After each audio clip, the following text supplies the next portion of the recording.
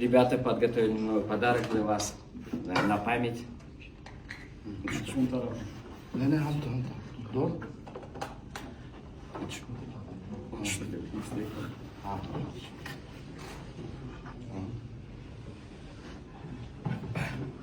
Позвольте вручить.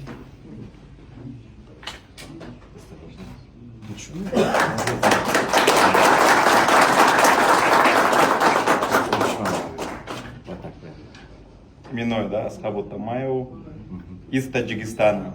25-й год, спасибо большое. Как называется? Сабля, как называется? Ну, На таджикском как называется? Шамши. Шамши. Как переводится? кинжал. Кинжал, да? Шамши.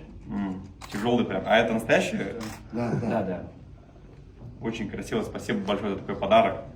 Так, как сотка? Ну-ка. Запись как она называется? Я обязательно его поставлю у себя в офисе или, может быть, в себя в квартире. И буду вспоминать каждый раз Таджикистан, свою команду Гочемпа с Таджикистана. Вот. Спасибо вам большое.